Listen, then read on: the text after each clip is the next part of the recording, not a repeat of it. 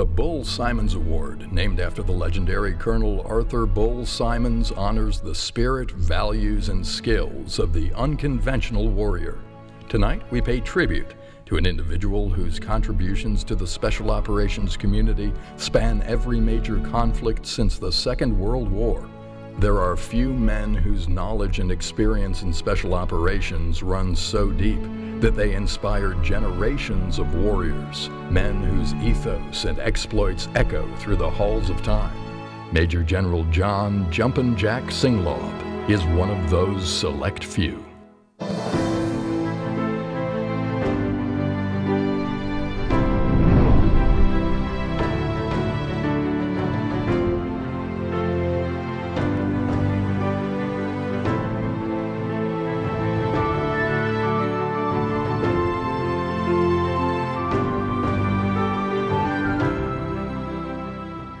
I think he's as significant as anyone is to the creation of SOF, including Colonel Aaron Bank, who was also in the OSS, who was a good friend of his. I don't think there's anybody alive today who has a greater knowledge about the Special Operations Forces community, starting in World War II all the way to the present. I mean, he was there every step of the way. So the depth of his knowledge and experience is unmatched. Go to the sound of the cannon and solve the problems on the battlefield. Don't worry about your career. It'll take care of itself if you survive. A random round would come in and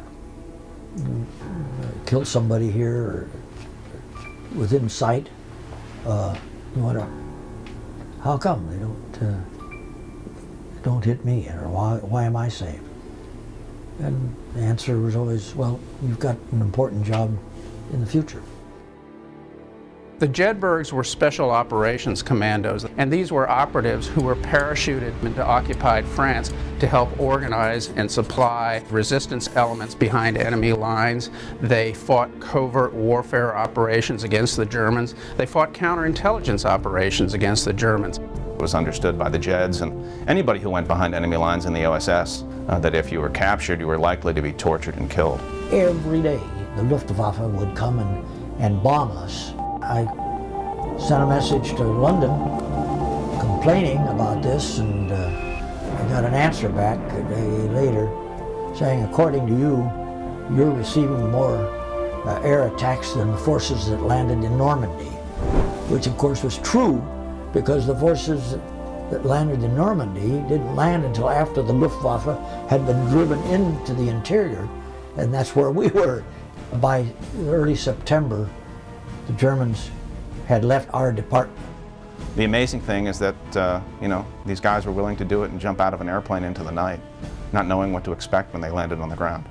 So that's when I volunteered to go to China, so I wouldn't miss that war. In Asia, the OSS performed heroic operations in Burma and in China. At the end of the war, the OSS was concerned that the Japanese were going to murder Allied prisoners of war, so they mounted what were called mercy missions. And they asked if I would volunteer to take a rescue mission to rescue the prisoners on Hainan Island. And General Singlaub's mission was called, I believe, the Pigeon mission. I would like to take the job, but I'd like to be able to select my own people. I was impressed with the fact that he had made 2 operational jumps into France already with his radio operator, Tony Deno. First I saw him, I thought he's very brave and can sacrifice. I was giving parachute training, jump training, to the 4 members of my team that had never jumped before.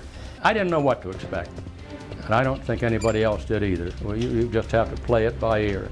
Everybody is silent, and doesn't talk, until we got the destination. Well, we jumped and all landed on the drop zone. The Japanese came and surrounded us.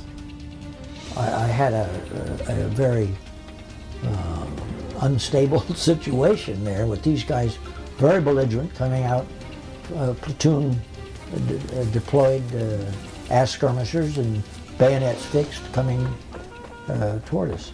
You're always wondering what's going to happen and whether Japanese, being not always the kindest sort of people, might be unkind to us. My interpreter and I stepped out a little bit, and I tell the lieutenant to move his troops over to the other side, and he continued to come.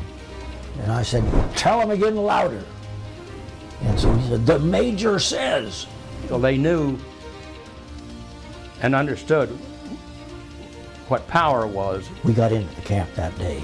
He parachuted without any weapons and convinced the Japanese to release over 400 Allied prisoners of war. From day one, when we made the jump in until we got those people on the train headed south, things got ironed out, things got done, and it was Jack who was doing it.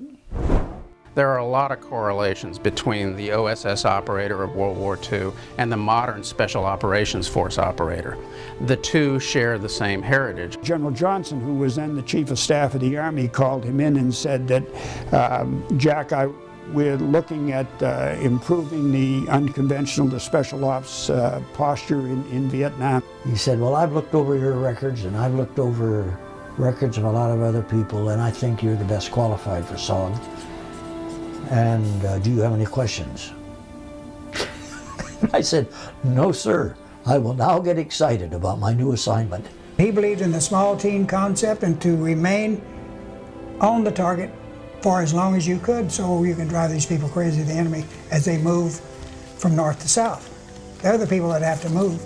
We're the people that are going to sit there and ambush them. Let them move around you and then take advantage of a lapse in their thought process and kill them. He was open to all kinds of ideas to make a mission better. He brought stature to it. He brought professionalism to it.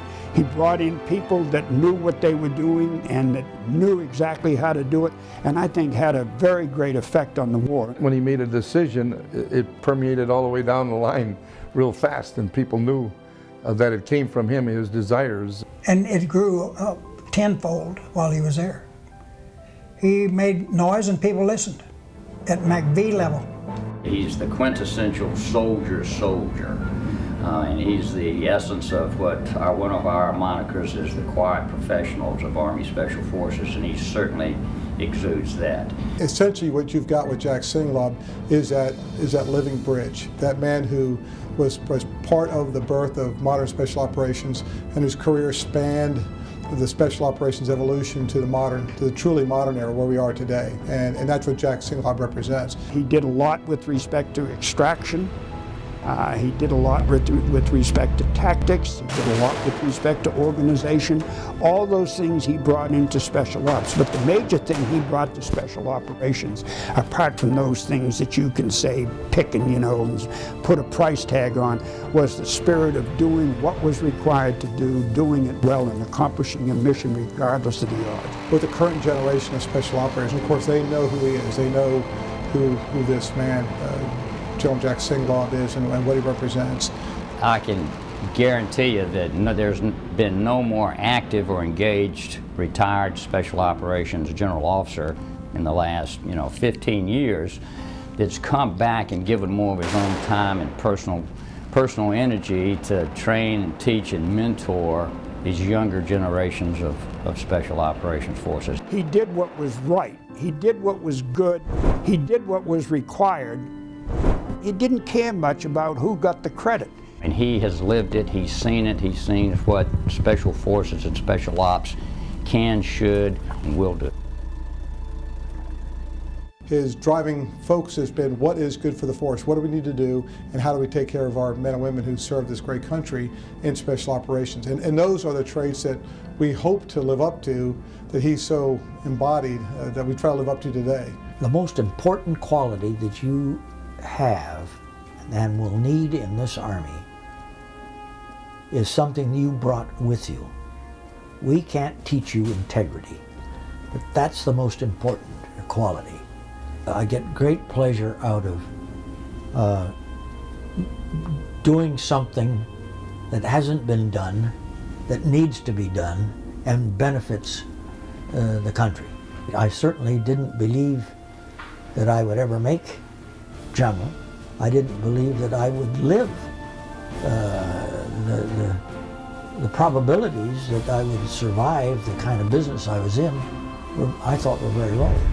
Find the problems and go and solve them. And I think that I've solved a lot of problems. Ladies and gentlemen, this year's Bull Simons Award recipient, Major General John Singlob.